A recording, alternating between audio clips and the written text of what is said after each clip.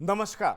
बिहार की बात में आपका स्वागत है। मैं हूं पंकज कुमार। इस खास पेशकश में हम चर्चा करेंगे कि आखिरकार एआईसीसी की मीटिंग के बाद कांग्रेस के कई नेता चार्ज्ड क्यों दिखाई पड़ रहे हैं। ऐसा लग रहा है कि उनके बॉडी लैंग्वेज में वो एग्रेशन, आक्रामकता दिखाई पड़ रही है। लग रहा है जैसे राहुल गांधी ने बिल्कुल कह दिया, गो अहेड, हम अपनी शर्तों पर कोई समझौता नहीं करेंगे। सवाल यह उठता है कि आखिरकार राहुल गांधी का पैगाम क्या है जो तेजस्वी यादव तक पहुंचा है।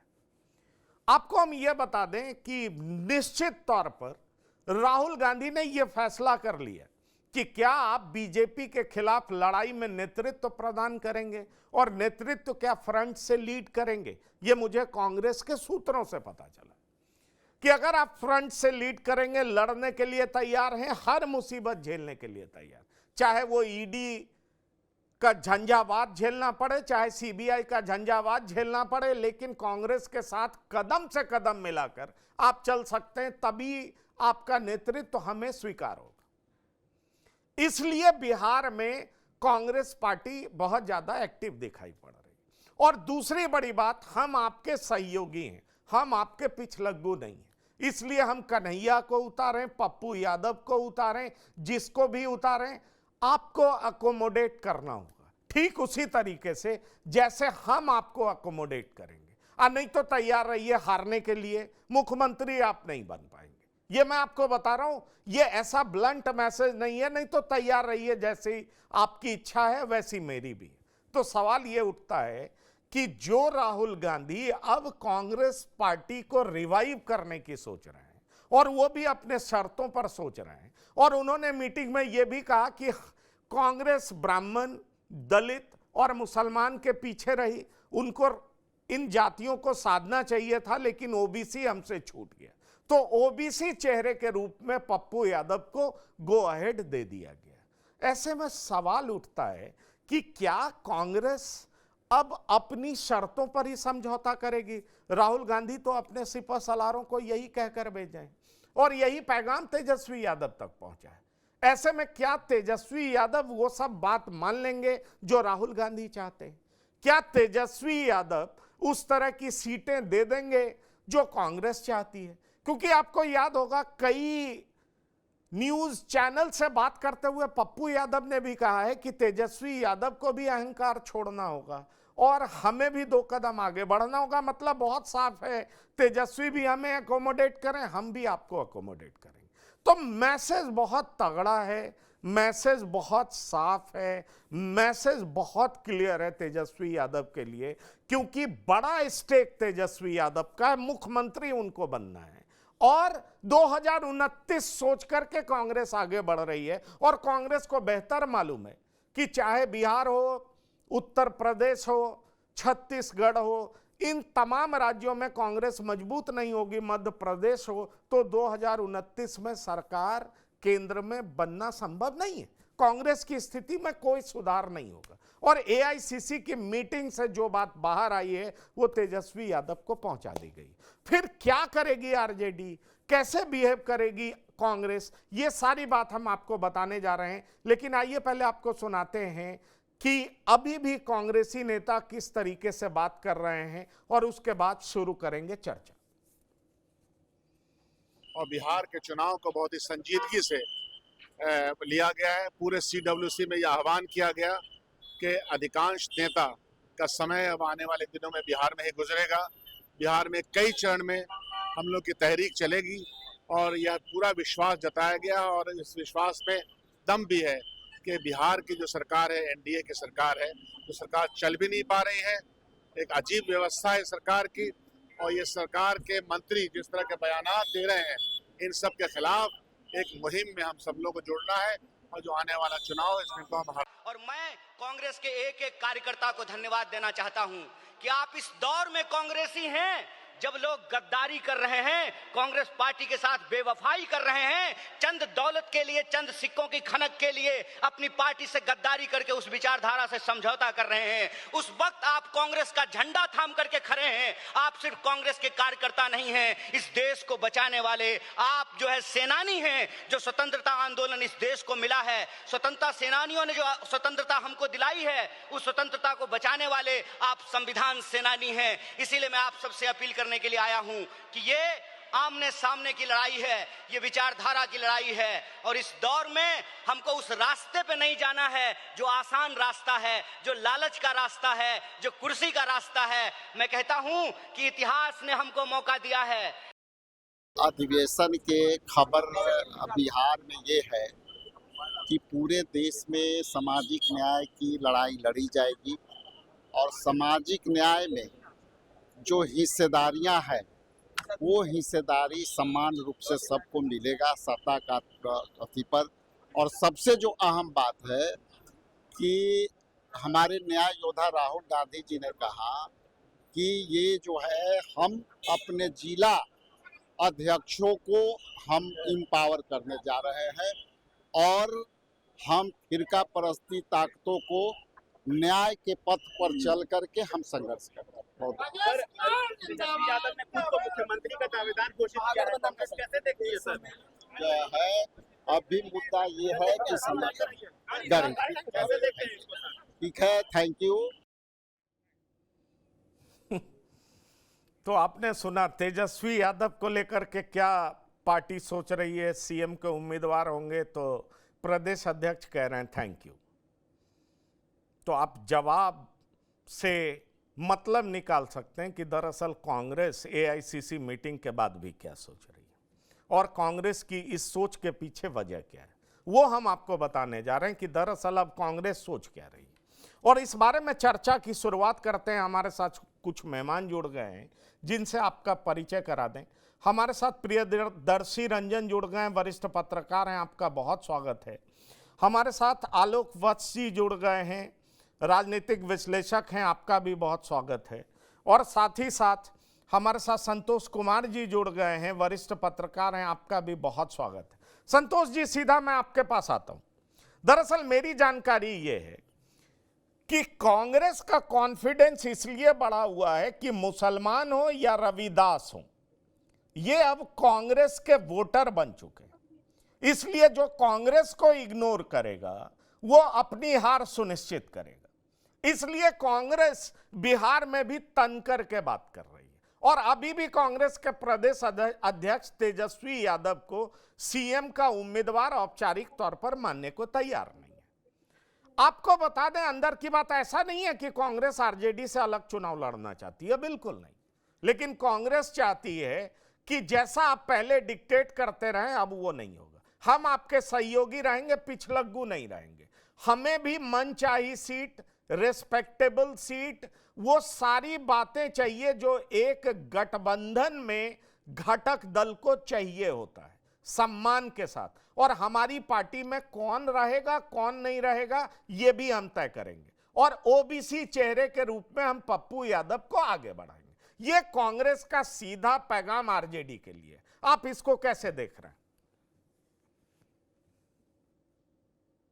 देखिए, एक बात क्लियर है कि आरजेडी तेजस्वी के मामले में कोई समझौता नहीं कर सकती। वो तेजस्वी यादव को ही मुख्यमंत्री के रूप में प्रोजेक्ट करेगी। उसके लिए उसे कांग्रेस से गठबंधन तोड़ना पड़े या कुछ भी करना पड़े, उससे वो परहेज नहीं करेगी। पहले भी वो कांग्रेस से अलग होकर चुनाव लड़ चुकी है और तेजस्वी यादव के पास कोई नेता विरोधी दल है ही। और अभी जो गठबंधन है उसमें मुझे नहीं लगता है कि तेजस्वी यादव अकेले कुछ कर पाएंगे। और कांग्रेस पार्टी, इंडिया गठबंधन, सब लोग मिलकर लड़ेंगे तभी कुछ कर पाएंगे। लेकिन पप्पू यादव को आगे करना और कांग्रेस के नेताओं का बड़बोलापन, वो तेजस्वी यादव और लालू प्रसाद नहीं बर्दाश्त करेंगे। अगर कांग्रेस पार्टी पप्पू यादव को आगे करेगी जो कि लालू प्रसाद का वोट बैंक में से नुमारी कर सके, वैसा करेगी तो फिर दोनों के रास्ते अलग अलग होंगे। लेकिन मुझे लगता है कि दोनों मिलकर चुनाव लड़ेंगे। अभी बार्गेन का पॉलिटिक्स चल रहा है। आप देख रहे हैं जैसे लोकसभा चुनाव में हुआ था, कांग्रेस ने पप्पू यादव को आगे किया, लालू प्रसाद ने टिकट नहीं दिया, कांग्रेस खाली बैठ गई। चाहती तो हार सकती थी वहां भी, जबकि लोकसभा चुनाव था। अब विधानसभा का चुनाव है क्योंकि तेजस्वी यादव को मुख्यमंत्री बनना है। तो इसलिए पिछले बार भी तो काफी सीटें कांग्रेस को दी थी आरजेडी ने। पिछले बार तो कोई दबाव की राजनीति नहीं थी, लेकिन पिछले बार कांग्रेस को लगभग 70 सीट दी गई थी। इस बार उससे कम सीट की बात हो रही है। तो मुझे लगता है 50 से 70 के बीच में समझौता होगा, जो सीटें थी उसी के बीच समझौता होगा, और 2 कदम आरजेडी आगे जाएगा और 2 कदम कांग्रेस बढ़ेगी। कहे कि अगर ऐसा नहीं करेंगे तो एनडीए को बिहार में आगे बढ़ने से कोई नहीं रोक सकता। फिर एनडीए बिहार में 20 साल से लगातार सरकार में, अब इस बार भी बिहार में सत्ता में आएगी। अगर एनडीए को रोकना है तो कांग्रेस को भी झुकना पड़ेगा और तेजस्वी यादव को भी झुकना पड़ेगा।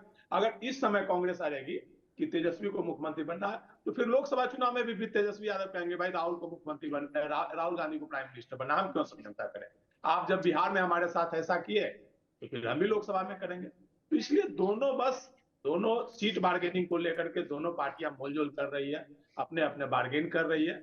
लेकिन मुझे लगता है कि दोनों पार्टियों के बीच समझौता होगा, इंडिया गठबंधन मिलकर चुनाव लड़ेगा, क्योंकि वर्तमान परिस्थिति में गठबंधन के अलावा कोई विकल्प नहीं है। एनडीए गठबंधन बहुत ही मजबूत गठबंधन है। लोकसभा चुनाव में सफलता एनडीए का देखा जा चुका है। एनडीए की जो सफलता थी, ज्यादा से ज्यादा सीटें जीती। नीतीश कुमार उस गठबंधन में है। नीतीश कुमार के पास फिक्स वोट बैंक है, चिराग पासवान के पास फिक्स वोट बैंक है, मांझी जी के पास है, भाजपा का है। तो बहुत ही मजबूत गठबंधन है। तो मजबूत गठबंधन को पराजित करने के लिए इंडिया गठबंधन को और मजबूत होना होगा, तभी वो सफलता मिलेगी, नहीं तो फिर सफलता से काफी दूर रहेंगे। नहीं, और पप्पू सफलता यादव से को अगर आगे बढ़ाती है कांग्रेस, तो मुझे लगता है कि गठबंधन में कहीं ना कहीं दरार आने की संभावना है। नहीं, आपको ठीक लगता है संतोष जी, मैं आपसे सहमत हूं, पर सवाल यह है कि कांग्रेस की शर्त अब वही नहीं है। देखिए कांग्रेस क्या पॉलिटिक्स कर रही है, और मुझे लगता है लालू प्रसाद इसको कैसे बर्दाश्त करेंगे। भाई कोई दोस्ती तभी करेगा ना जब उसकी जमीन खुद बची हुई रहे, चाहे कोई राजनीतिक दल, चाहे वो बीजेपी हो, चाहे वो जेडीयू हो, चाहे आरजेडी हो, चाहे कांग्रेस हो। दरअसल कांग्रेस अब ओबीसी पॉलिटिक्स की तरफ नजर दौड़ा रही है। कांग्रेस का कॉन्फिडेंस हाई है, दलित मेरा वोटर हो चुका है, उसमें भी रविदास, मुस्लिम मेरा वोटर हो चुका है। तो सवाल यह उठता है कि अगर हम ओबीसी की पॉलिटिक्स शुरू कर दें, और आपने सुना कैसे सामाजिक न्याय की बात कर रहे थे राजेश राम, और जिस तरीके से कांग्रेस सोच रही है, और दूसरी बड़ी बात कि क्या आप बीजेपी के खिलाफ लड़ाई में डरेंगे तो नहीं, झुकेंगे तो नहीं? क्या आप उसी तरीके से खड़े रहेंगे जैसे लालू प्रसाद खड़े रहे? तेजस्वी यादव क्या डट करके लड़ सकेंगे? ये तमाम ऐसे पैगाम हैं जो कांग्रेस पार्टी तेजस्वी यादव तक पहुंचा चुकी। सवाल ये उठता है कि चलिए ये पैगाम है, पर उसके अंदर तो राजनीति ही होगी ना। और राजनीति ये है कि भाई आपने अभी कहा 70 सीट, 70 में 45 ऐसी सीटें थी जिस पे कभी महागठबंधन जीता ही नहीं था।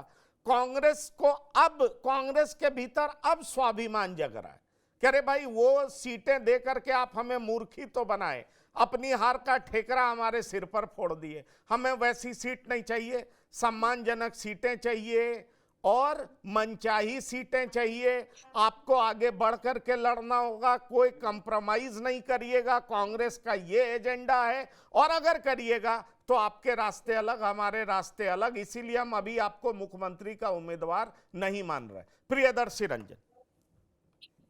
बिल्कुल बिल्कुल सर, सही कह रहे हैं आप। कांग्रेस जिस तरीके से एक्ट कर रही है उस तरीके से वो जता रही है कि महागठबंधन में कांग्रेस के दिन कम से कम पूरे हो गए हैं, और शायद वो इस अंदाज में कहना चाह रही है कि दिन पूरे हो गए इस पड़ाव पर।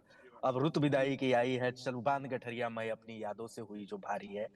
जिस तरीके से कांग्रेस आरजेडी पर हमलावर है, या एक एक करके वैसी बातें कर रही है जो आरजेडी को चुभे, लालू यादव को चुभे, तेजस्वी यादव को चुभे, तो क्या कांग्रेस आला कमान को नहीं पता है कि ये बातें चुभ रही हैं, और या चुभने के लिए कही जा रही है तो चुभेगी ही।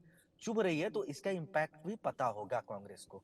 राहुल गांधी को तो बिल्कुल ही पता होगा कि क्या नतीजे इसके आएंगे। जिस तरीके से पप्पू यादव की एंट्री इन लोगों ने बैकडोर से, नियमावली की जो नियम है, कायदे कानून है, उसके तहत जब तक सांसद हैं पप्पू यादव निर्दलीय चुन करके आए हैं और 6 महीने से अधिक का समय बीत गया है, तो सीधे तौर पर ये कांग्रेस में शामिल नहीं हो सकते हैं, बाहरी तौर पर ही रहेंगे, मीटिंग वगैरह में शामिल हो सकते हैं। विधिवत तो कांग्रेस में अब ये शामिल नहीं हो सकते हैं, होंगे तो इनकी सदस्यता पर खतरा होगा। खैर, तो इस तरीके का जो काम कर रही है कांग्रेस, वो आरजेडी को चिढ़ाने वाला है, आरजेडी से दूर जाने वाला है। सीटों की बात तो बहुत दूर है, अभी तो लंबा समय है उसमें, लेकिन उसके पहले जो परिस्थितियां बना दी जा रही हैं, इतना दूरी बढ़ जाएगा कि आने वाले समय में उसको पाटना मुश्किल होगा कांग्रेस के लिए।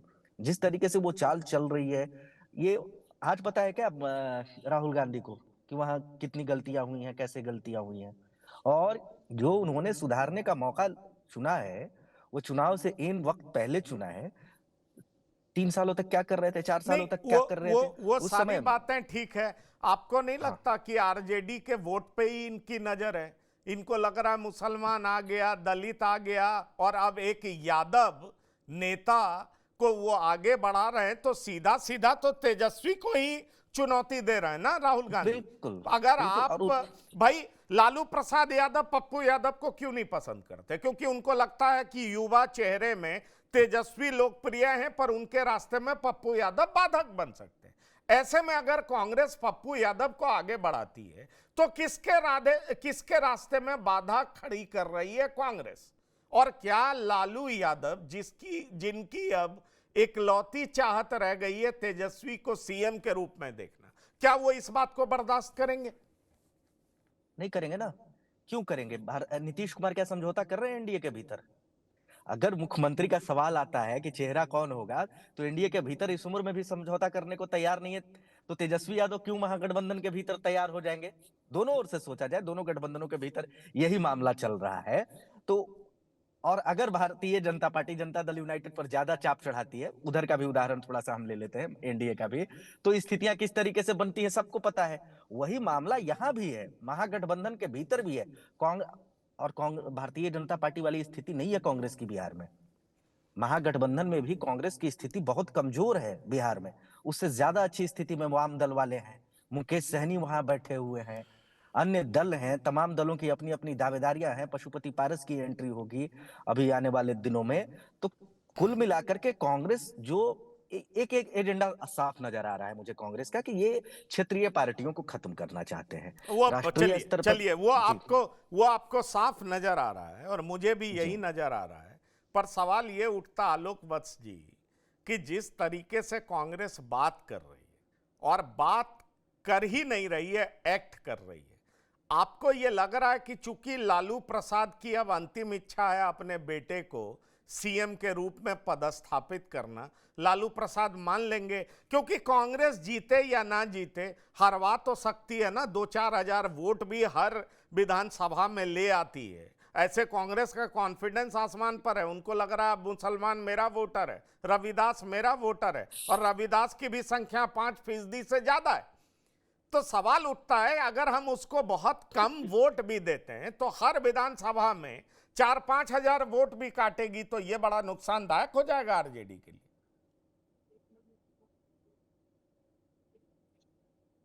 देखिए पंकज जी, प्रियदर्शी जी ने जो भी कहा उससे मैं एग्री करता हूं।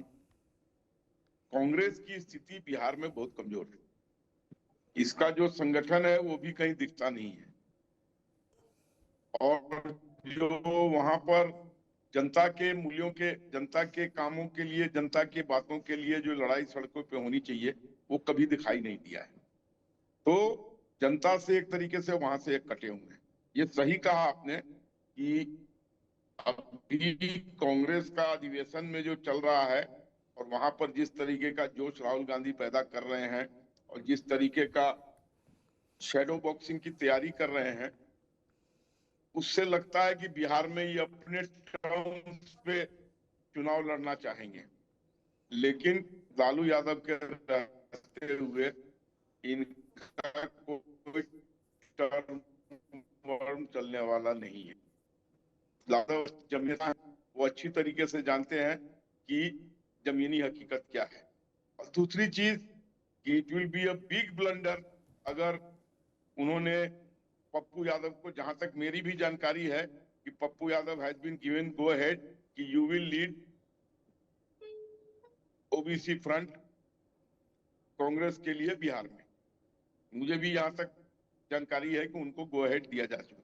ये एक समझिए कि ताबूत में अंतिम कील ठोका जाएगा। कि सबसे पहला बात कि तेजस्वी और लालू यादव तो इनको एक्सेप्ट करेंगे नहीं। आपने देखा इनके चुनाव में लास्ट में क्या स्टेटमेंट दे दिया था तेजस्वी ने। तो और दूसरी चीज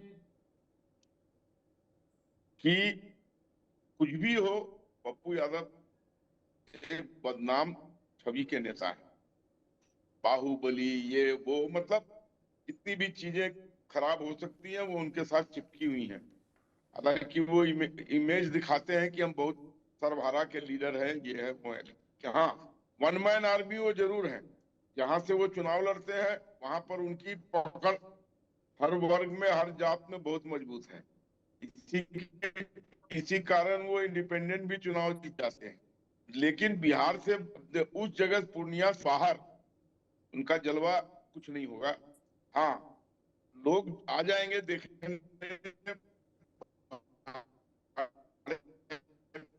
लगता है आप आलोक जी कुछ बैड नेटवर्क में हैं, आपका नेटवर्क ठीक नहीं है। आपकी बात समझ में आ गई मुझे, थोड़ा सा आप उसको ठीक कर लें। हमारे साथ संतोष कुमार जी भी हैं। संतोष जी, ये कांग्रेस बीजेपी से कम और आरजेडी से ही ज्यादा लड़ाई लड़ रही है क्या? अगर आप मुसलमान छीन ही लीजिएगा और यादव के पैरेलल दूसरा यादव नेता खड़ा कर दीजिएगा, तो ये लड़ाई तो बीजेपी से बाद में है, पहले आरजेडी से ही है। इसको कैसे देख रहे हैं आप?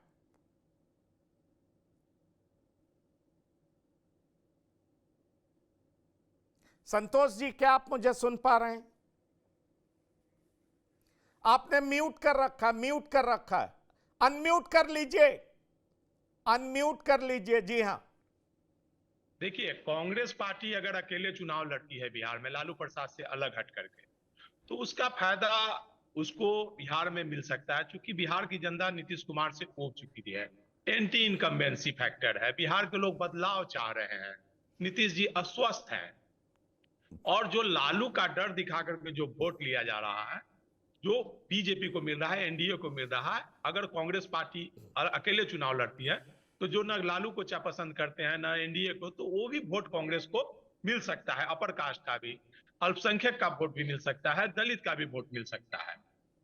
लेकिन बिहार में अल्पसंख्यकों की स्थिति है या यादवों की स्थिति है या जो स्थिति है, तो यादव समुदाय मतलब 90% मान के चलिए कि वो लालू प्रसाद से अभी जुड़े हुए, उनको छोड़ने वाले नहीं। और जहां तक अल्पसंख्यक का सवाल है, तो अल्पसंख्यक समाज भी उसी को वोट देगा बिहार में जो बीजेपी को हराने की स्थिति में रहेगी। तो बिहार में कांग्रेस की स्थिति ऐसी नहीं है कि वो जिता सके। कांग्रेस के बारे में यही मैसेज जाएगा कि वो आरजेडी को हरा रहे हैं। संतोष जी, मैं एक सवाल आपसे और करना चाहूंगा, फिर आप अपनी बात रखिएगा। कांग्रेस जिस तरीके से जातीय जनगणना, सामाजिक न्याय, रिजर्वेशन, कैपिंग तोड़ने की बात कर रही है, अपने 70 साल के पुराने स्टैंड से उलट, क्या आपको लगता है कि अगड़ी जाति इसको वोट करेगा? ये मेरा पहला सवाल आपसे है। दूसरा सवाल मेरा आपसे ये है कि कांग्रेस का कॉन्फिडेंस हाई हुआ है, तो इसकी बड़ी वजह, पहली बड़ी वजह मुसलमान, दूसरी बड़ी वजह रविदास। तो ये नुकसान ज्यादा एनडीए को करेगा या ज्यादा महागठबंधन को करेगा, लालू प्रसाद को करेगा? देखिए, वोट की राजनीति है तो आप जान लीजिए, मंडल आयोग का जब बात हुआ था तो पूरा पिछड़ा समाज भाजपा के विरोध में था। लेकिन आज पिछड़ा समाज भाजपा के साथ है कि नहीं? अपर कास्ट कांग्रेस के साथ था, वो भाजपा के साथ हो गई। तो वोट की जो राजनीति है, 10 से 20% जो वोट होता है, वो एंटी इनकम्बेंसी भाजपा, लालू को जो नहीं देना चाहते हैं और भाजपा से भी नाराज है, वो उस वोट की मैं बात कर रहा हूं जो एंटी इनकम्बेंसी है, जो नीतीश जी को पसंद नहीं कर रहे हैं। वो वोट कांग्रेस को मिल सकता है। लेकिन कांग्रेस को बहुत ज्यादा वोट न अल्पसंख्यकों को मिलेगा, न यादव का, न अगड़ी जाति का। चूंकि कांग्रेस अकेले अगर चुनाव लड़ती है तो अभी भले एक कहावत है कि शादी के समय कोहरा रोकना, जब चुनाव का समय आया है तो कांग्रेस जोर लगा रही है, संगठन की बात कर रही है, लालू प्रसाद से अलग चुनाव लड़ने की बात कर रही है। तो ये एक मैसेज जाएगा बिहार में, आप जान लीजिए। तो वो मैसेज कांग्रेस को बहुत ज्यादा फायदा नहीं हो सकता। हाँ, इसका फायदा 5 साल बाद अगले चुनाव में कांग्रेस को मिल सकता है। इस चुनाव में मुझे नहीं लगता है कि कांग्रेस को कोई बहुत ज्यादा फायदा होगा। अगर हाँ, गठबंधन में मिलकर के चुनाव लड़ेगी, जब गठबंधन में रहने के बाद भी एनडीए को प्राप्त पिछले 20 वर्षों से नहीं कर पा रहे हैं। जब लालू प्रसाद पीक पर थे, कांग्रेस पार्टी थी, मतलब इंडिया गठबंधन मजबूती से चुनाव लड़ा, फिर भी 10 सीट से ज्यादा नहीं जीत पाए। तो कहावत है कि अकेला चना भार नहीं फोड़ सकता। तो कांग्रेस पार्टी अकेले क्या कर सकती है? बिहार की जो पॉलिटिक्स है, बिहार की जो राजनीति है, जो वोट बैंक है। तो उसमें मुझे नहीं लगता है कि कांग्रेस अकेले कुछ कर पाएगी, वोट कटवा के अलावा कुछ नहीं बन पाएगी। हाँ, 5 साल बाद अगर अभी अकेले चुनाव लड़ती है तो 5 साल बाद उसका फायदा नजर आएगा। और नहीं बिहार तो में मुझे नहीं नहीं लगता तो है कि कांग्रेस अकेले आप चुनाव लड़ेगी, मिलकर ही चुनाव लड़ेगी। आपको बताएं, कांग्रेस के दिमाग में 2029 ही है। मुख्य तौर पे कांग्रेस अपने आप को तैयार 2029 के लिए ही कर रही है। उसको लग रहा है कि मेरे दोनों हाथ में लड्डू हैं। उसको लग रहा है कि अगर हमने कुछ गेन कर लिया और अगर अकेले चुनाव भी हम लड़े, वैसे कांग्रेस अकेले चुनाव नहीं लड़ना चाहती है, और लड़ना चाहती भी है तो मैसेज ये देना चाहती है कि हम तो बीजेपी को हराना चाहते हैं, आरजेडी हमारे साथ लड़े लेकिन सम्मानजनक स्थिति में हमारे साथ गठबंधन करे। पर कांग्रेस की हरकत ये बता रही है कि वो बीजेपी से कम आरजेडी को ज्यादा साफ करना चाह रही है। अरे भाई, मुस्लिम पे दावा आप कर ही लीजिएगा, पप्पू यादव तेजस्वी के सामने खड़ा कर ही दीजिएगा, तो आप कोर वोट बैंक जो है वो किस पे आप अटैक कर रहे हैं? किसके कोर वोट बैंक पे अटैक कर रहे हैं? प्रियदर्शी रंजन, आपको नहीं लगता कि ये जो कोर वोट बैंक है ये तो आरजेडी का है और उसी पे हमला हो रहा है, और उस पे हमला हो रहा है मतलब आरजेडी की जमीन खींचने की तैयारी है? बिल्कुल बेहद दिलचस्प है कि कांग्रेस ने इन दिनों 3 फ्रंट खोल रखा है। एक तो ये उनकी लड़ाई एनडीए के खिलाफ है, वो तो लड़ाई चल ही रही है।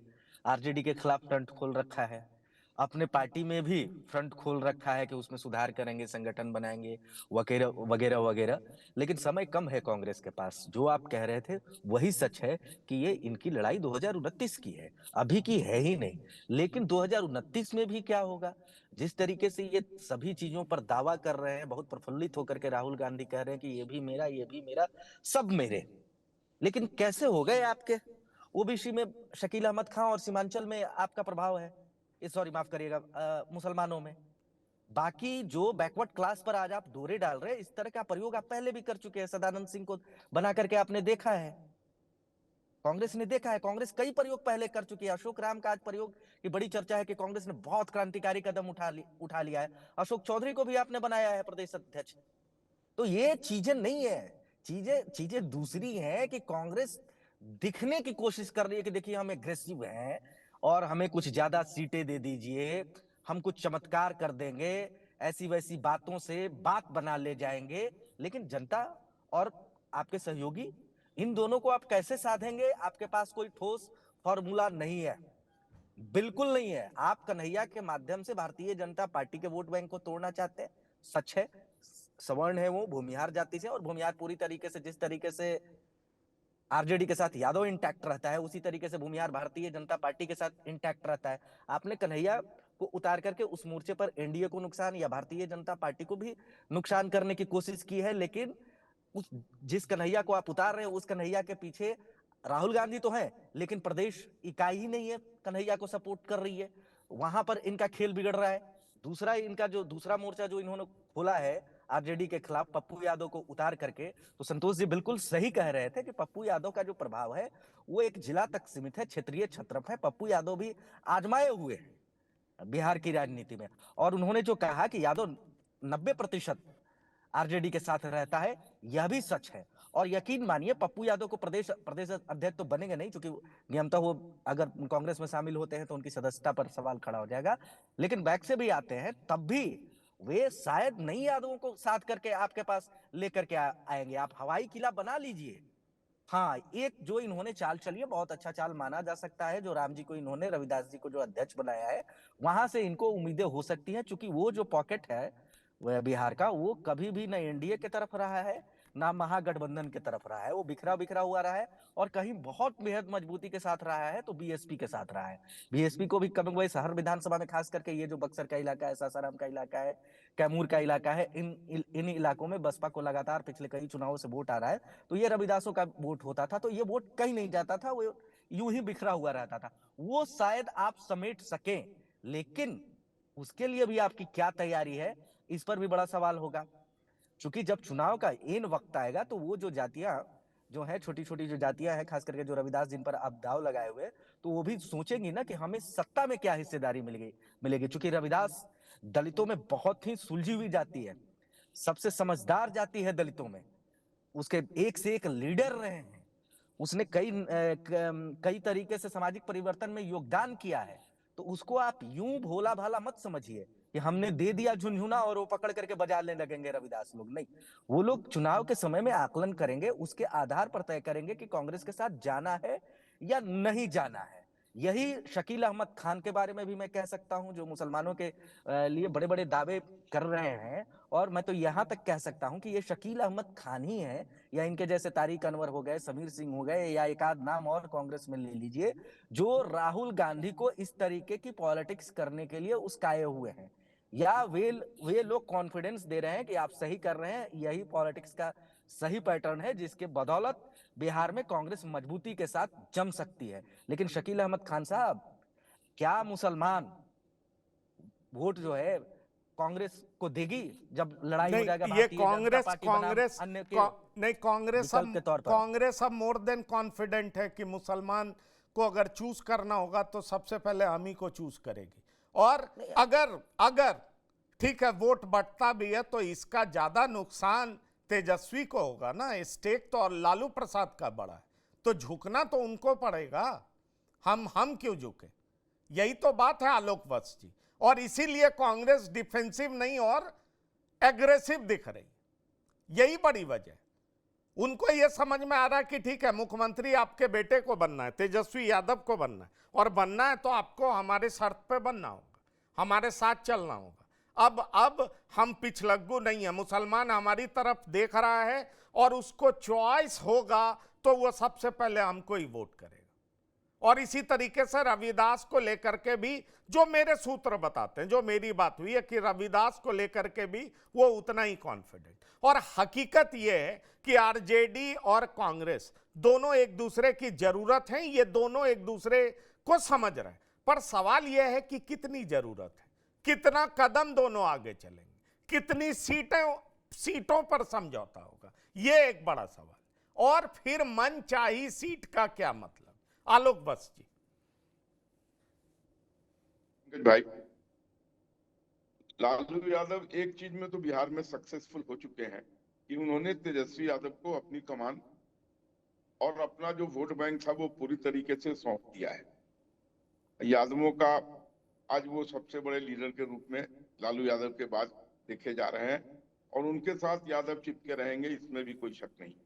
रही मुसलमानों की बात, तो अगर कांग्रेस ऑल इंडिया लेवल पर शायद इस बात को ले तो चल जाएगा कि कांग्रेस के साथ है, लेकिन उत्तर प्रदेश और बिहार की बात करेंगे जहां कांग्रेस निहायत कमजोर है, तो मैं नहीं समझता हूं वहां मुसलमान उनके पीछे खड़ा होगा, अनलेस कि मुसलमान को ये लगे कि ये जो कैंडिडेट खड़ा है एमएलए में ये जीत सकता है।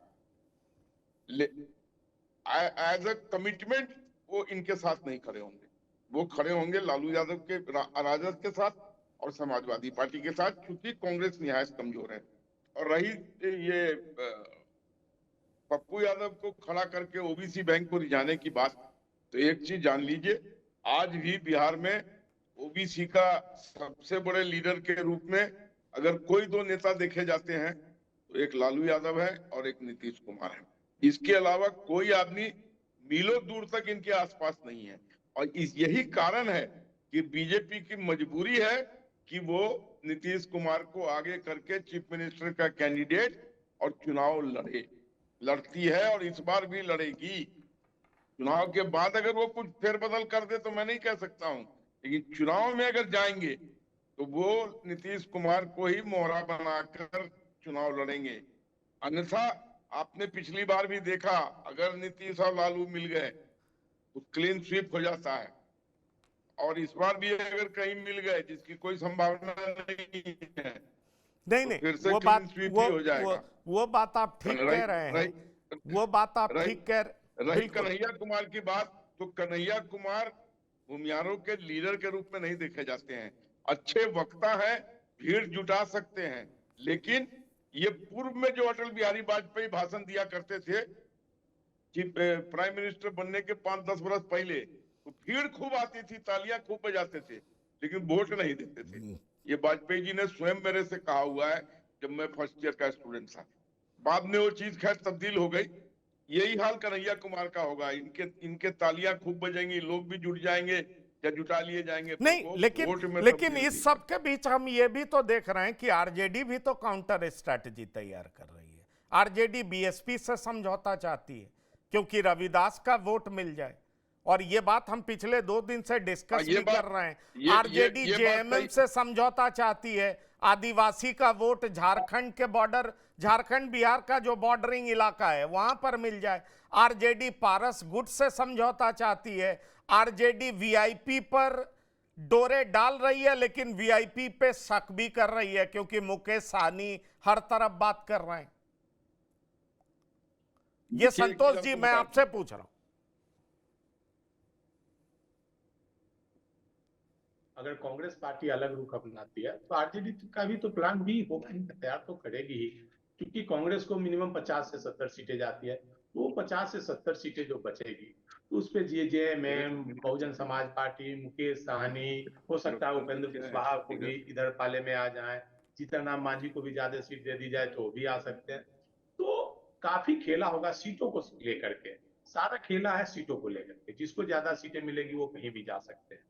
तो सारा कांग्रेस पार्टी अगर बाहर का रुख अपनाएगी तो निश्चित तौर पर आरजेडी का भी प्लान होगा। जिस प्रकार कांग्रेस भी अपना बी प्लान लेकर के चल रही है कि आरजेडी से अलग होगी तो बी प्लान में कांग्रेस किसको किसको ले सकती है, हो सकता है कांग्रेस पार्टी प्रशांत किशोर को अपने साथ ले, तो एक फायदा हो सकता है।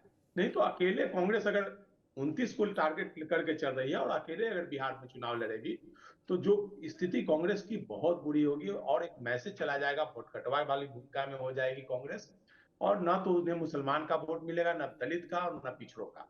पिछड़ा वोट नीतीश कुमार के साथ चले जाएंगे, अल्पसंख्यक वोट लालू प्रसाद के साथ चले जाएंगे, क्योंकि आप जान लीजिए लोकसभा चुनाव का मामला होगा तो मोदी को हराने के लिए अल्पसंख्यक समाज का वोट कांग्रेस के साथ, जो कांग्रेस गठबंधन में रहेगा वहां जाएगा। लेकिन बिहार और यूपी की जो राजनीति है तो आपने देखा होगा बिहार और यूपी में अल्पसंख्यक समाज, पिछड़ा, दलित सब बटे हुए हैं, वो लालू प्रसाद के साथ जाएंगे, यूपी में अखिलेश के साथ जाते हैं। ये अब कई चुनावों से देखा जा रहा है। हाँ, कांग्रेस अगर लगातार प्रयास करती है, सबसे पहले बड़ी बात है कि कांग्रेस पार्टी के पास बिहार में संगठन नाम की कोई चीज नहीं, कोई संगठन नहीं है। आप जान लीजिए कांग्रेस पार्टी को हर बूथ पर अगर देखा जाए तो हर बूथ की बात छोड़ दीजिए, 20% से ज्यादा बूथों पर उनके पोलिंग एजेंट नहीं मिलेंगे। बिहार में कांग्रेस की ये स्थिति है।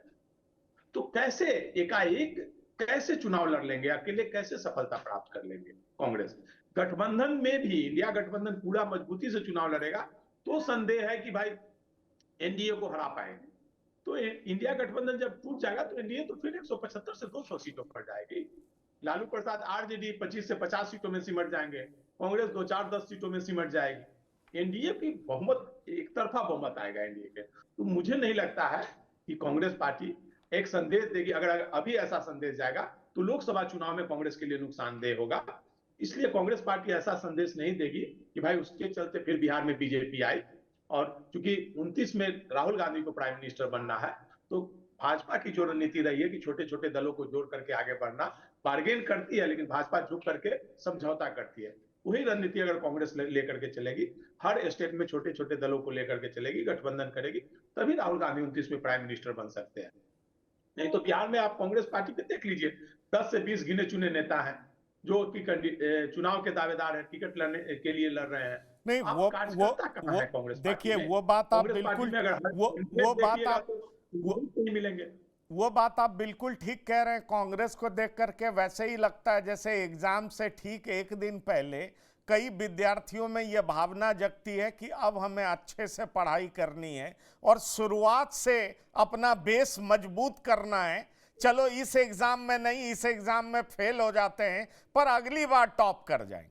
वैसी तैयारी हमें दिखाई पड़ती कि भाई अब एग्जाम पास में है तब क्या, तो 70 साल का पूरा ट्रैक रिकॉर्ड बदल दो क्या भाई। तो बिहार और यूपी में हम ओबीसी पॉलिटिक्स करेंगे। क्यों? क्योंकि ओबीसी हमारे हाथ से निकल गया। ये समझ कब आई?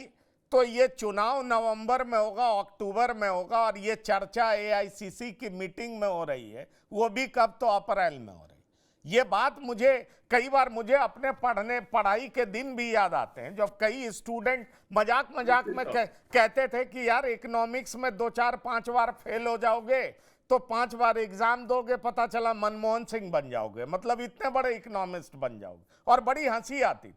तो ऐसा ही मजाक हमें लगता है कि आप चुनाव से ठीक पहले ओबीसी पॉलिटिक्स करने जाएंगे तो लालू यादव क्या झाल बजाएंगे, अखिलेश यादव क्या भजन करने जाएंगे। ये इतने सारे सम्राट चौधरी, नीतीश कुमार, इतने सारे नेता, अरे जिस बीजेपी को कहा जाता था कि पार्टी ऑफ बनिया लेड बाय ब्राह्मण्स, उस बीजेपी ने अपना सारा लीडरशिप ओबीसी से चेंज कर दिया, एक से एक लीडर बैठे हुए। तो फिर आप ओबीसी पॉलिटिक्स एक एआईसीसी मीटिंग के बाद शुरू कर देंगे और ओबीसी आप पे भरोसा करने लगेगा। प्रियदर्शी रंजन, नहीं, मुझे तो नहीं लगता है कि इस तरीके से भरोसा किसी का प्राप्त किया जा सकता है जिस तरीके से राहुल गांधी प्राप्त करना चाहते हैं। ओबीसी, जैसा कि आपने बताया कि ओबीसी के कई दावेदार पहले से ही मजबूती के साथ मार्केट में खड़े हैं, जिसमें भारतीय जनता पार्टी है सबसे बड़ी दावेदार है ओबीसी वोटों का राष्ट्रीय स्तर पर। और जो बची खुची जो वोट्स है वो क्षेत्रीय पार्टियों के पास है, जैसे अखिलेश सिंह के पास है, अखिलेश यादव के पास है, बिहार में तेजस्वी यादव के पास है। तो इन है क्या ना कि राहुल गांधी भारतीय जनता पार्टी के वोट को अपनी ओर रिझाने में या तोड़ने में या भारतीय जनता पार्टी के किले में नोक भर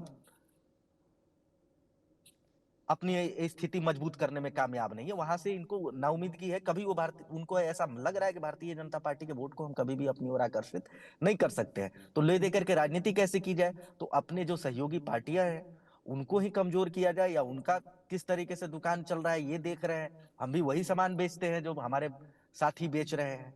इस तरीके से राहुल गांधी की सोच बनी है। अब देखिए ना, भारतीय जनता पार्टी हार्डकोर हिंदुत्ववादी राजनीति करती है, वहां कांग्रेस के लिए क्या स्पेस बनता है, बचता ही नहीं है। ले दे करके इनके पास मुसलमान बचते हैं, उस लिहाज से देखा जाए तो वहां पर फिर ये मुसलमानों की बात आएगी तो क्षेत्रीय पार्टियां हंगामा शुरू कर देंगी। आप जिन जगहों पर क्षेत्रीय पार्टियां मजबूत नहीं है और भारतीय जनता पार्टी से आपका मुकाबला है, वहां तो आप इस फॉर्मूले को लागू कर सकते हैं और यहाँ वहां ये आपका फॉर्मूला चल जाएगा। लेकिन जहां क्षेत्रीय पार्टियां मजबूत है वहां पर आपको इसमें उतनी बड़ी कामयाबी नहीं मिलेगी अकेले। आपको उसके लिए सहयोगी दलों को भरोसे में लेकर के चलना पड़ेगा। बिहार है, पश्चिम बंगाल है, उत्तर प्रदेश है और झारखंड है। अगर इन 4 राज्यों का उदाहरण ले लिया जाए और ले देकर के इन्हीं 4-5 राज्यों में अब क्षेत्रीय पार्टियां मजबूत हैं, क्षेत्रीय पार्टियां भी तो अवसान की ओर हैं, ढलान की ओर चल चुकी हैं। तो ये जो क्षेत्रीय पार्टियां हैं इन 4-5 राज्यों में, वो वही राजनीति करती हैं जो राहुल गांधी आज फॉर्मूला लेकर के आए हैं। तो वो फॉर्मूला तो पहले से सेट है, वो वोट तो आपको पहले से मिल रहा है। आप अगर गठबंधन में रहेंगे, महागठबंधन में रहेंगे, तो कांग्रेस का जो उम्मीदवार होगा उसको मुसलमानों का वोट मिलेगा, उसका लालू यादव बेस का जो वोट है बैकवर्ड क्लास का, ओबीसी क्लास का, वो भी मिल जाएगा। आपके अशोक राम है वो भी। तो नया क्या आप इसमें कर रहे हैं? आप जब तक नए वोटरों को ऐड नहीं करेंगे तब तक आपको कामयाबी नहीं मिलेगी। ये जो वोट थे वो किसी न किसी रूप में आपके पास थे महागठबंधन में रहते हुए।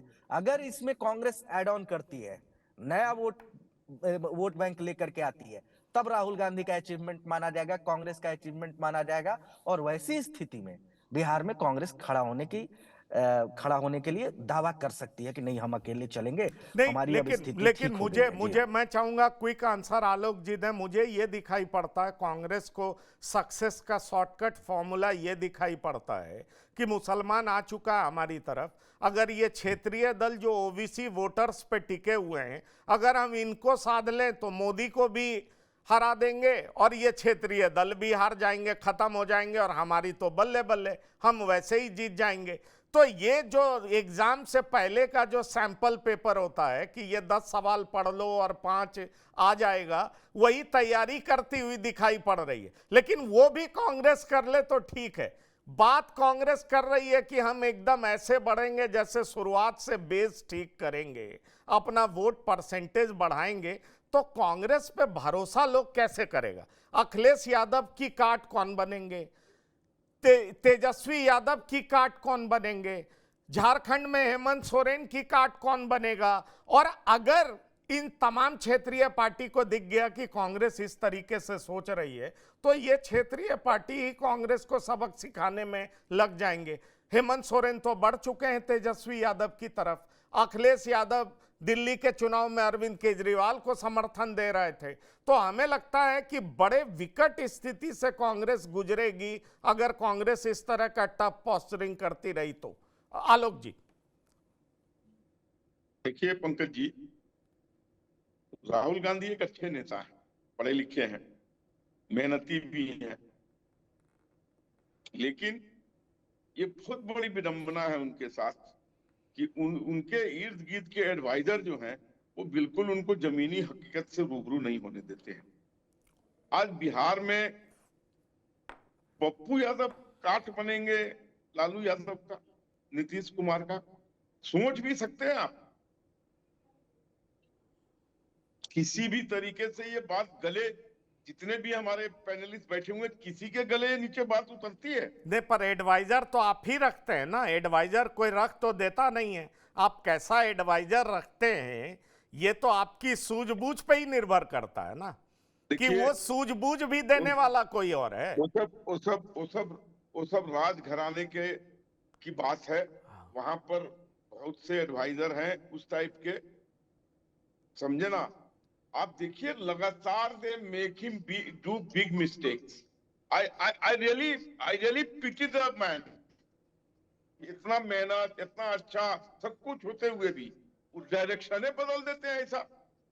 और एक चीज जान लीजिए कि अगर इनकी ये अभी प्रेशर पॉलिटिक्स कर रहे हैं सीट पाने के लिए, जो लालू यादव शायद नहीं देंगे उस लेवल पे, लेकिन मैं वही बता दूं, चूंकि समय की सीमा खत्म हो चुकी है, समय की सीमा खत्म हो चुकी है। आलोक जी, आपको बता दें कि कांग्रेस के भीतर ही एक बड़ा वर्ग है जो कह रहा है कि अगर फिर से आप मुस्लिम परस्ती शुरू करोगे तो कभी उठ खड़े नहीं होगे। अगर आपको वाकई बीजेपी को हराना है तो हिंदुत्व की राजनीति करनी होगी। ये ओबीसी पॉलिटिक्स छोड़ो, दलित पॉलिटिक्स छोड़ो, हिंदुत्व की बात करो। एक कांग्रेस में एक धड़ा है जो इस तरह की बात कर रही है, उसकी चर्चा शुरू है। ऐसे में सवाल उठता है कि क्या राहुल वाकई जो सोच रहे हैं और जो पैगाम उन्होंने तेजस्वी यादव को भेजा है उसमें उन्हें सफलता मिलेगी या काउंटर प्रोडक्टिव होगा?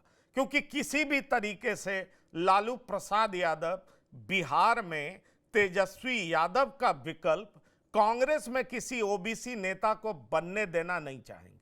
नीतीश कुमार बन गए, उसका खामियाजा लालू प्रसाद 20 साल से भुगत रहे, और अब तेजस्वी का कोई विकल्प बन जाए, ये ऐसा पसंद लालू प्रसाद कभी नहीं करेंगे।